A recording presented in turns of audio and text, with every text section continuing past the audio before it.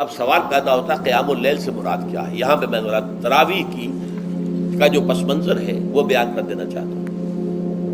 دیکھیے، جیسا کہ ہم نے خطبے میں بھی دیکھ لیا، اللہ نے قیام اللیل جو ہے اسے فرض نہیں ٹھہرایا، تطوع۔ قرآن مجید میں بھی اس کا کوئی ذکر نہیں، احادیث میں اس کی تشویق و ترغیب پوری موجود ہے۔ ایک اور حدیث بھی ہم بعد میں پڑھیں گے اس پر۔ اس کا پس منظر کیا تھا کہ اس کو چھوڑ دیا گیا۔ اب ظاہر بات ہے مسلمانوں میں کمزور بھی ہیں، مسلمانوں میں وہ مزدوری کرنے والے بھی ہیں، روزہ تو فرض ہے ان پر، چاہے مئی کا مہینہ ہے اور گندم کاٹنی ہے، روزہ تو پھر بھی رکھنا ہوگا، یہ سب کچھ ہے۔ لیکن یہ کہ رات کو پھر کھڑے رہنا ان کے لیے، جاگنا ممکن نہیں ہے، لہذا ان کے اوپر یہ چیز فرض نہیں ہے۔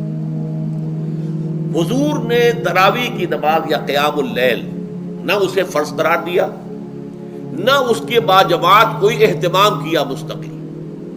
صرف 3 راتیں آپ نے جماعت کروائی ہے، اس میں 8 رکعتیں آپ نے پڑھی ہیں کہ جو آپ کا معمول تھا تہجد کا وہ پڑھی، اور تہجد کے وقت ہی جماعت کرائی ہے۔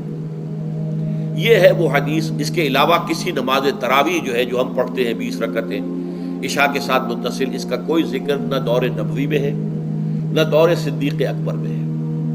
یہ دور حضرت عمر کی خلافت میں ہوا ہے، اور ہم نہیں کہہ سکتے کتنے سال کے بعد ہوا ہے۔ حضرت عمر رضی اللہ تعالیٰ عنہ کی خلافت کا دور جو ہے وہ تو 10 برس ہے، ہو سکتا ہے 5 برس کے بعد ہوا ہو، 6 برس کے بعد ہوا ہو، 12 ہوا ہے ان کے عہد میں۔ حضرت عمر ایک مرتبہ مسجد میں داخل ہوئے، مسجد نبوی میں، تو دیکھا کہ کچھ لوگ 8 10 12 جو ہیں وہ ایک جو ہے حافظ کے پیچھے کھڑے ہوئے اور قرآن سن رہے ہیں، کچھ دوسرے کونے میں کھڑے ہیں، کچھ کہیں اور کھڑے ہیں، مختلف جماعتیں ہو رہی ہیں۔ تو انہوں نے سوچا کہ کیوں نہ ان سب کو ایک امام کے پیچھے جمع کر دیا جائے، اور اس کے لیے لوگوں کی سہولت کے لیے عشاء کے ساتھ متصل رکھ دیا جائے، اس لیے کہ تہجد کے وقت اٹھنا جو ہے وہ تو ہر کس و ناقص کا کام نہیں ہے، کہ عشاء کے بعد اگر تھوڑا سا اضافی وقت ہو صرف، تو یہ ہر شخص کر لے گا، مزدور بھی کر لے گا۔ لہذا آپ نے یہ نظام تجویز فرمایا کہ عشاء کے متصلاً بعد 20 رکعت نماز پڑھی جائے اور ایک امام کے پیچھے پڑھی جائے۔ یہ گویا کہ اجتہاد ہے حضرت عمر رضی اللہ تعالی عنہ،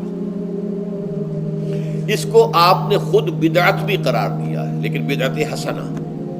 بدعت کس اعتبار سے؟ لغوی اعتبار سے، نئی بات، اس لیے کہ حضور کے زمانے میں نہیں تھی، تو یہ اس طریقے سے ایک نئی بات ہے۔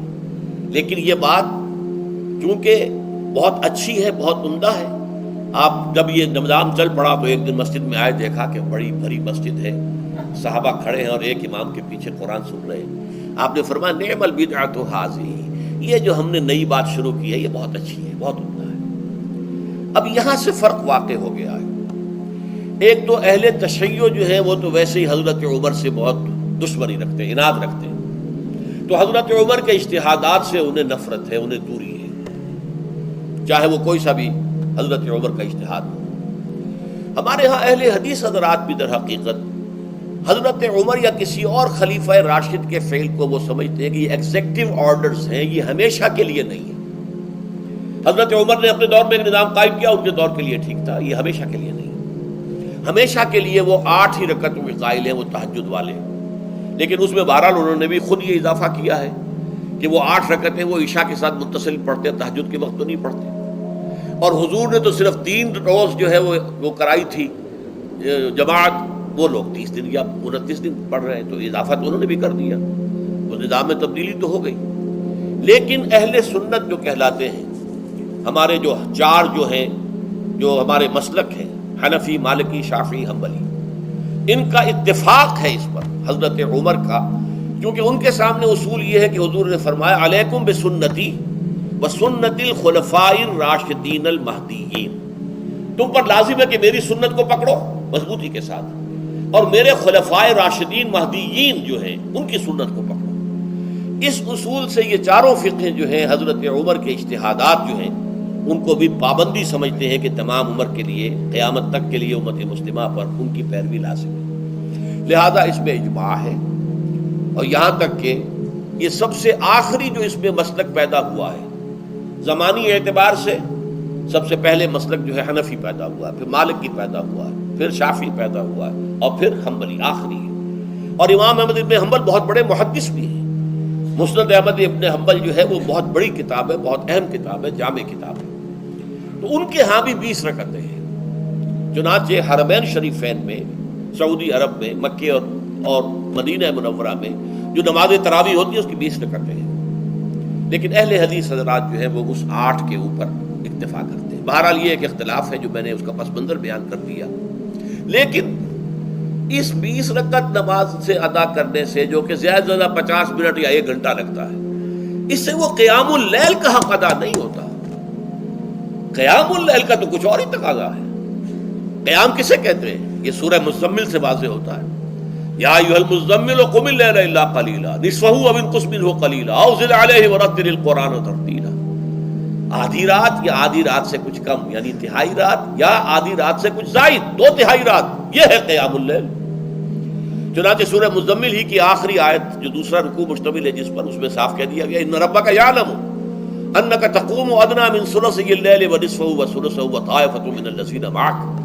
اے اللہ کے نبی، اللہ خوب واقف ہے کہ آپ بھی اور آپ کے ساتھ ایک جماعت بھی رات کو کھڑی رہتی ہے، 2 تہائی رات یا آدھی رات یا 1 تہائی رات. تو یہ سارا معاملہ جو ہے قیام اللیل کا، گویا کہ کم سے کم 1 تہائی رات پر اس کا اطلاق ہو سکے گا، یہ نہیں کہ 1 گھنٹے. اب اس کے ضمن میں دیکھیے حدیث پڑھیے. تیسری حدیث ہے ان عبداللہ ابن عمرو ابن العاص رضی اللہ تعالی عنہ. یہ وہی عبداللہ ابن عمرو ہے جن کی میں نے آپ کو حدیث پہلے سنائی ہے. یہ ساری رات کھڑے رہتے تھے، پوری رات، اور ہر روز روزہ رکھتے تھے، جس پر حضور نے منع کیا، لا تفعل، مت کرو ایسا. رضی اللہ عنہما، یہ خود بھی صحابی ہیں اور ان کے والد عمرو ابن العاص ہیں. ان رسول اللہ صلی اللہ علیہ وسلم قال، کہ اللہ کے رسول صلی اللہ علیہ وسلم نے فرمایا الصیام والقرآن یشفعان للعبد. روزہ اور قرآن بندے کے حق میں شفاعت کریں گے. یقول الصیام، روزہ یہ عرض کرے گا اللہ کی جناب میں، اے رب پروردگار، انی منعتہ الطعام والشہوات بالنہار، میں نے تیرے اس بندے کو دن کے دوران کھانے پینے سے اور اپنی شہوت کا تقاضا پورا کرنے سے روکے رکھا، یہ میری وجہ سے روکا رہا، تو میری شفاعت اس کے حق میں قبول فرما. فشفعنی فیہ، میری شفاعت اس کے حق میں قبول فرما. ویقول القرآن، قرآن کیا کہے گا؟ منعتہ النوم باللیل، میں نے اسے رات کے وقت سونے سے، نیند سے روکے رکھا. فشفعنی فیہ، تو اس کے حق میں میری شفاعت قبول فرما. حضور فرماتے ہیں فیشفعان، ان دونوں کی شفاعت قبول کی جائے گی. یہ ہے قیام اللیل. یہ قیام اللیل صرف تراویح کی نماز سے جو پڑھ لی جاتی ہے، اور ہمارے ہاں تو یہ ہے، وہاں کم سے کم یہ تو تھا، صحابہ کرام کھڑے ہوتے تھے تو جو قاری پڑھ رہا ہوتا تھا وہ ان کے دل میں اترتا جاتا تھا، اس کا مضمون اور مفہوم جو ہے ان کو معلوم ہے، لہذا وہ اس کی زبان سے نکلا ہوا ہر لفظ ان کے قلب کی گہرائیوں تک اتر رہا ہے. یہاں تو یہ ہے پیرٹ لائک حافظ ہے، اسے خود پتہ نہیں میں کیا پڑھ رہا ہوں. اکثر حفاظ جو ہیں وہ عالم تو نہیں ہوتے، اور جو سن رہے ہیں انہیں کچھ پتہ نہیں ہم نے کیا سنا ہے. تو ٹھیک ہے، کم سے کم ثواب تو انہیں ملے گا کہ انہوں نے وقت نکالا ہے. 1 گھنٹہ ہی اضافی صحیح، لیکن بہرحال اس کا وقت تو انہوں نے نکالا ہے، محنت کی ہے، کھڑے رہے ہیں، ثواب ملے گا. لیکن جو مقصد ہے وہ حاصل نہیں ہوتا. اس مقصد کے حصول کے لیے اول تو قیام اللیل کی کم سے کم مدت 1 تہائی.